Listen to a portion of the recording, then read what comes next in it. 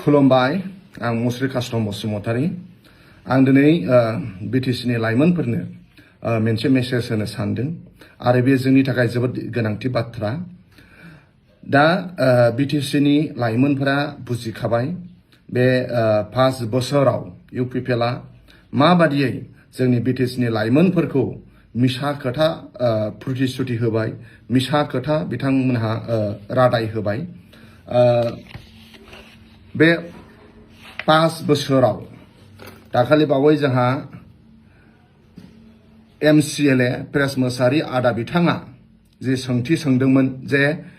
2021 मायथाइनिफ्राय दिनैसिमहालागै 3rd grade आरो 4th ग्रेडआव सिएसपिनि गेजेरजों बबे बबे जिल्लानिफ्राय साबेसे साख्रि होनो हाखो होननानै अनारेबल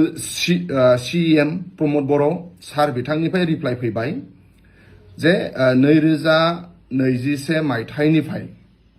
दिनैसिमहालागै 3rd ग्रेड आरो 4th ग्रेडआव सिएसपिनि गेजेरजों सासेबो साख्रि होनो हायाखै होननानै आरो बे बाथ्राखौ माला बुंदों 2025 मायथाइनि 31 जुलाइहालागै इउपिपिएल सरकारा सिएसपि बर्डनि गेजेरजों 3rd ग्रेड 4th ग्रेड सासेबो साख्रि होनो हायाखै बे जोंनि थाखाय जोबोद लाजिंसिं बाथ्रा आरो बिटिआर सुक्तिनि गेजेरजों 10.2 आव Bodo youth will be considered for recruitment in army, paramilitary forces and police to increase their representation in the forces. बे बाथ्राया बिटिआर सुक्तिनि 10.2 आ अबाव गोमाखै बिथांमोनहा सिएसपिनि गेजेरजों थांनाय बिपिएफनि सरकार समाव गोबां सेंग्रा सिख्लानो साख्रि होदों नाथाय बे 5 बोसोराव इउपिपिएल गभर्नमेन्टनि मिस्टेकनि थाखाय इउपिपिएल गभर्नमेन्टनि अहंकारनि थाखाय दिनै जोंनि बिटिसिनि लाइमोनफोरा भुगिनांबाय ओंखायनो बे 5 बोसोराव इउपिपिएलआ सासेनोबो साख्रि होनो हायाखै दिनै जोङो सेंग्रा सिख्लाफ्रा बिटिसिनि लाइमोनफ्रा सर्ट बांसा लानो नांगोन जाय सरकारा 5 बोसोरहालागै सासेबो सेंग्रा सिख्लानो साख्रि होनो हायाखै बे सरकारखौ जोंनो मानो नांगौ आरो बिनि प्रुफखौ आं होआखै बिनि प्रुफखौ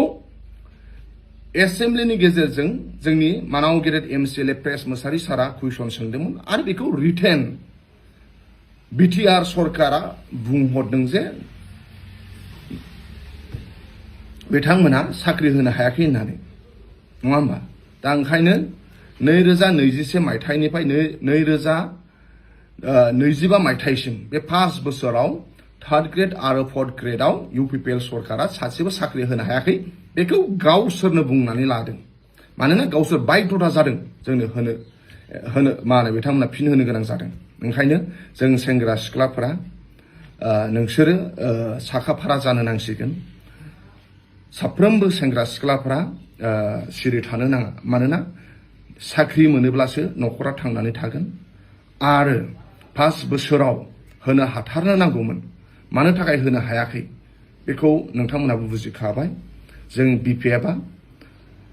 अरायसम इयुथखौ फार्स्ट प्रिफारेन्स होग्रोयो आरो इयुथआ मानसि जाग्रोनो नांगोन इयुथ मानसि जायोब्लासो जोंनि ओनसोला जौगागोन इयुथआ मानसि जायोब्लासो बे ओनसोलनिफ्राय दावगागोन